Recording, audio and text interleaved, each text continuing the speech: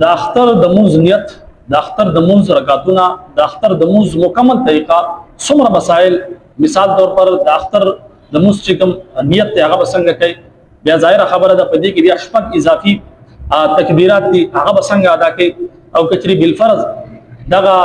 مونځ چې کوم دی امام شروع کړی وي هغه تکبیرات په پیل رکعت کې ویلي وي، نو بیا به دغه تکبیرات ظاهره خبره ده دا واجب دي، دا به څنګه ادا کوي، د قیام په صورت کې به څنګه ادا کوي. کسانه هغه چې کوم دی فوت شوي هغه تکبیرات د هغې نه علاوه که چېرې ستاسو نه یو رکعت تللی وي او تاسو په دویم رکعت کې شامله شئ، نو بیا چې دا پیله رکعت دی د دې به څنګه چې کوم دی تاسو قضا کوئ، څنګه به بیا ادا کوئ. نو دا مکمل مسایل دي، په دې باندې ځان پوهوئ. ظاهره خبره ده چې د اختر مونځ په کال کې یو دوه ځله راځي، په دغه وجه باندې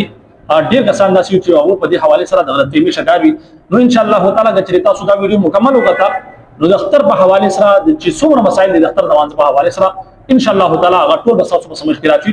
راځو اول د اختر مونځ، ظاهره خبره ده د اختر مونځ دا واجب دی، سمجھ کې مو خبر راځي، دا بغیر عذر نه بالکل چې کوم دی پرېښوده دا بالکل د ګناه کبیره دی. څنګه چې فرض مونځ دی دغه شانتي د واجب مونځ یعنی دا د فرض مستقریب دی، یعنی واجب څنګه چې د ماسوتن موږ وتر کوو درې رکعاته دا واجب دي، نو دغه شانتي د اختر مونځ چې کوم دی دا هم واجب دی. سمجھ کې مو خبر راځي. بیا چې کله تاسو د اختر مونځ نیت کوئ نو نیت په څنګه کوئ، ظاهره خبره ده چې دوه رکعاته واجب دي د اختر د مونځ، او په دې کې بیا چې شپږ زائد تکبیرات دي دې نیت پکې کول چې زینت کوم د زړه د خاصه دوه رکعاته د اختر مونځ واجب او سره د شپږ زائد تکبیرات نیت کوم په دې حضرت امام پسې امام دې کعبه شریف ولوري الله اکبر چې نیت خو داړو نو بیا بس کوي، بیا به امام چې کوم دې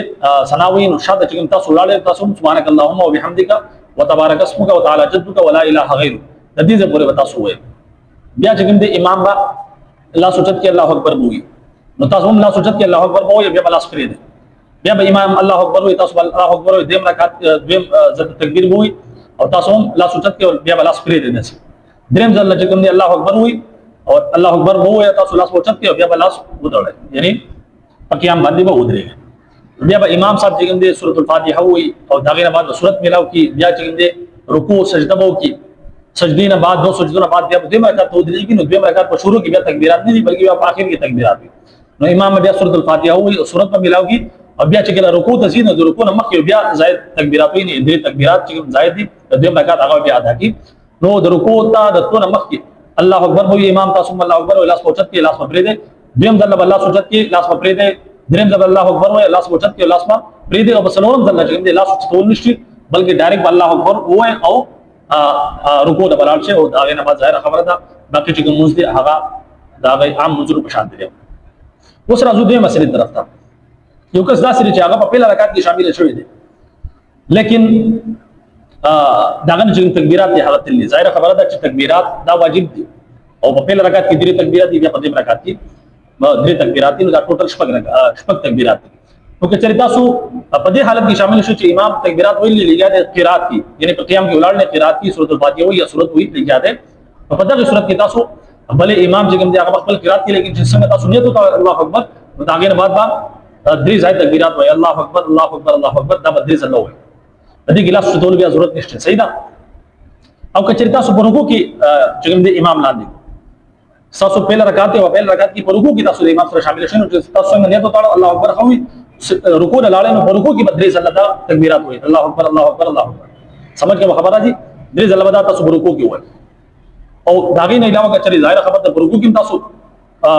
امام لاندې نه کوو نو تاسو نه رکعت لاړ، بیا چې کوم دی تاسو یو رکعت پاتې شو نو دا چې کله امام سلام واړي بیا چې کله تاسو پاسې د هغې نه بعد بیا څه وکړئ. نو د دې دوه طریقې دي، علما دوه طریقې لیکلي، یو طریقه دا ده چې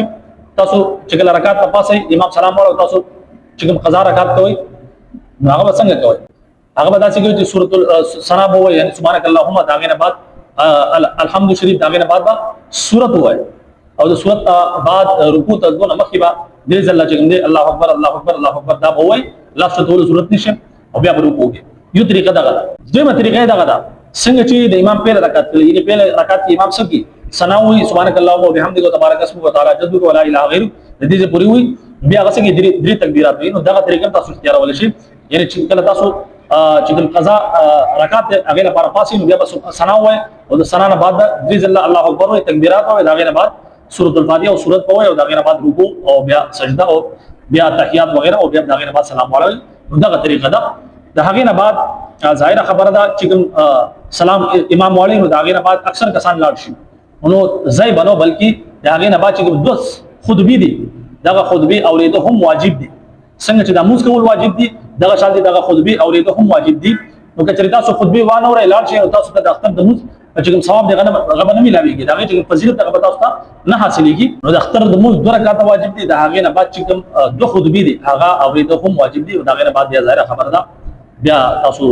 دعا وغواړئ او دا غیر بعد بیا تاسو ورته تشئ. بهرحال امید کوم چې د اختر د مانځه په حواله سره چې څومره مسائل دي او نو هغه تاسو په سمجھ کې راغلي اجازه راکړئ. السلام علیکم ورحمت الله وبرکاته.